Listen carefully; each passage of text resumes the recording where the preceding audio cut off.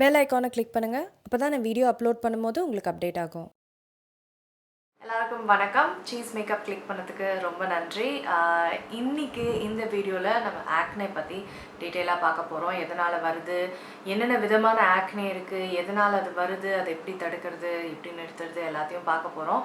இந்த பரு வீடியோவை டீட்டெயிலாக நான் இன்றைக்கி பேச போகிறேன். அதனால் டீட்டெயிலாக நீங்கள் முழுசாக இந்த வீடியோவை பாருங்கள். ஏன்னா உங்களுக்கு இந்த மாதிரி ஆக்னே இருக்குது, அதை எப்படி சரி பண்ணுறோம், எல்லாத்துக்கும் ஒரே ட்ரீட்மெண்ட் கிடையாது. அதனால் முழுசாக இந்த வீடியோவை பாருங்கள். இந்த வீடியோவை ரிக்வெஸ்ட் பண்ண எல்லாருக்குமே ரொம்ப நன்றி. இப்போ வீடியோக்குள்ளே போகலாம்.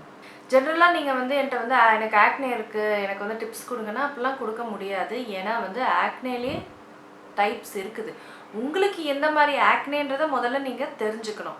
நான் அதனால் டைப்ஸ் ஆஃப் ஆக்னேலாம் சொல்கிறேன். எப்படி டைப்ஸ் ஆஃப் ஆக்னேனா என்ன, எப்படி இருக்கும் அதை பார்க்குறதுக்கு, அதுக்கு என்ன பண்ணணும், அதுக்கேற்ற ட்ரீட்மெண்ட் பண்ணால் தான் சரியாகும். ஜென்ரலாக ஆக்னே ட்ரீட்மெண்ட்டுன்றது வேலை செய்யாது. உங்களுக்கு என்ன ஆக்னேன்னு தெரிஞ்சுட்டு அதை ட்ரீட் பண்ணுங்கள். தகுந்த உணவு உட்கொள்ளுங்க, அதுக்கேற்ற மாதிரியே ஆக்னே சரியாகும். இப்போ பரு நிறைய காரணங்களால் வருது. முதல் காரணம் ஹார்மோனல் ஆக்னே, அப்படி இல்லைன்னா சிஸ்டிக் ஆக்னே அப்படின்னு சொல்லுவாங்க. இது யாருக்கு வரும் அப்படின்னா, இந்த பியூபர்ட்டி அடைஞ்சவங்களுக்கு ஒரு 10 வயசுலேருந்து ஒரு 30-40 வயசு வரைக்குமே இந்த ஹார்மோன்ஸ் ப்ராப்ளம்ஸ் இருக்கும். இந்த ஹார்மோன் மாற்றங்களால் வர்றது தான் ஹார்மோனல், அப்படி இல்லைன்னா சிஸ்டிக் ஆக்னே அப்படிம்பாங்க.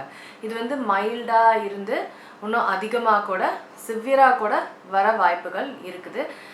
நிறைய பேர்த்துக்கு வர காமனான ஒரு பரு பிரச்சனை தான் சிஸ்டிக் ஆக்னே அப்படின்றது. அது ஃபஸ்ட்டு சின்னதாக வரும், அப்புறம் பெருசாகி பஸ் மாதிரி வருது. அதுதான் சிஸ்டிக் ஆக்னே. இது டீனேஜ்லேருந்தே நிறைய பேர்த்துக்கு ஆரம்பிக்கும். சில பேருக்கு 10 வயசுலேருந்தே ஆரம்பிக்கும். சில பேருக்கு ஒரு 30 வயசு வந்தப்புறம் அது கொஞ்சம் நல்லாவே கம்மியாயிடும். சில பேருக்கு 40 வயசு ஆனாலும் அது 40 வயசு ஆகும் கம்மியாகிறதுக்கு.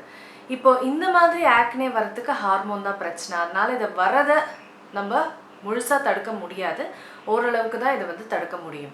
இதுக்கு யூஸ்வலாக என்ன சொல்லுவாங்க, இதை எப்படி ஓரளவுக்காக நம்ம கம்மி பண்ணுறதுன்னா, இந்த சாலிசிலிக் ஆசிட் அப்படின்னு ஒரு இன்க்ரீடியண்ட் இருக்கும். அந்த இன்க்ரீடியண்ட் இருக்கிற ஃபேஸ் வாஷ், அதை முகத்தை கழுவிக்கணும். நிறைய இருக்குது, அதனால் எனக்கு எது அப்படின்றது தெளிவாக தெரியல.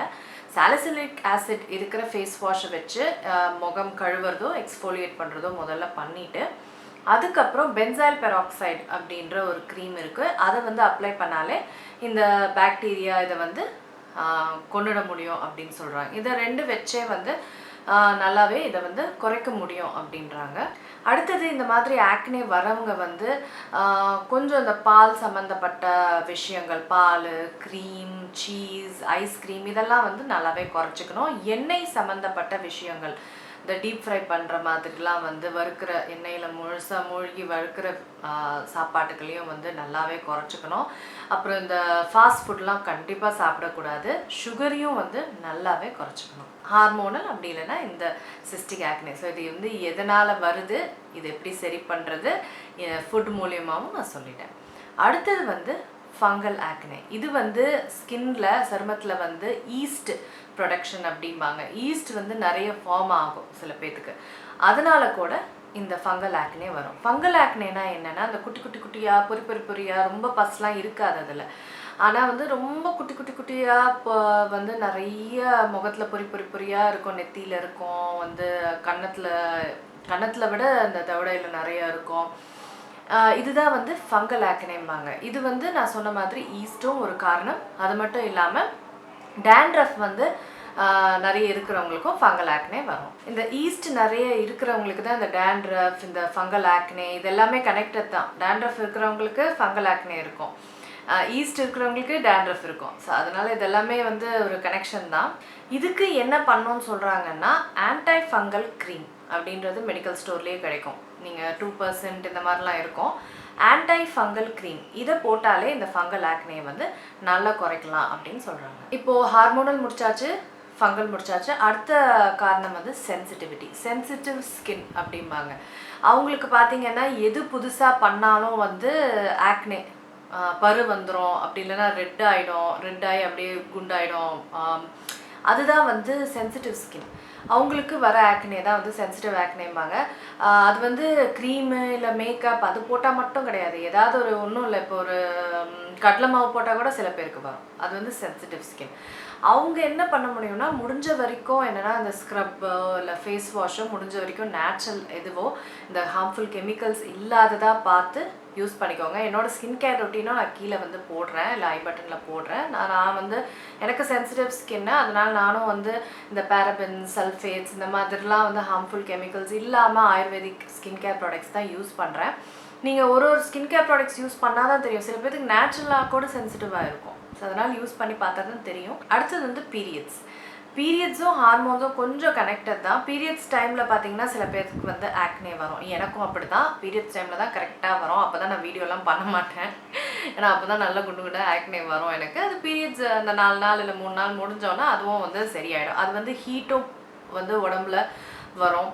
ஹீட்டால் அது முக்கால்வாசி இருக்கும், இல்லை வந்து ஹார்மோனால் இருக்கும். ஸோ பீரியட்ஸு மென்ஸ்ட்ரேஷனால் வர ஆக்னே வந்து நம்ம எதுவுமே பண்ண முடியாது, அதை அப்படியே விட்டுடணும். அதை ட்ரீட் பண்ணால் கூட ஒன்றும் பெருசாக ஆகாது. ஏன்னா வந்து அது அதனால் வருது, அது முடிஞ்சாலே அது இதுவும் வந்து போயிடும். அடுத்தது வந்து எக்ஸஸ் ஆயில்.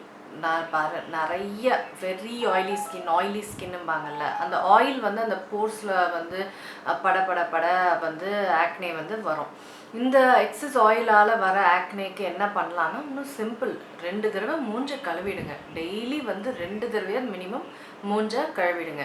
அதுக்கு இதுவே வந்து ஒரு பெரிய ட்ரீட்மெண்ட்டுன்னு சொல்லுவேன். அந்த ஆயிலை எவ்வளோ நம்ம குறைக்கிறோமோ அதுவே ஒரு பெரிய ட்ரீட்மெண்ட். இப்போ இந்த எக்ஸஸ் ஆயில் இருக்கிறவங்களுக்கு எப்படி இதை குறைக்கிறது அப்படின்னா, முதல் விஷயம் இந்த வேப்ப இலை இருக்கிற இல்லைங்களா, அதை வந்து சுடுதண்ணியில் நைட்டு ஊற வச்சுட்டு நல்ல முகத்தை அந்த வேப்ப தண்ணியில் முகத்தை கழுவும் போது அதுவும் வந்து பாக்டீரியா வந்து பரவாமல் இருக்க உதவியாக இருக்கும், ஆயிலையும் தடுக்கும்.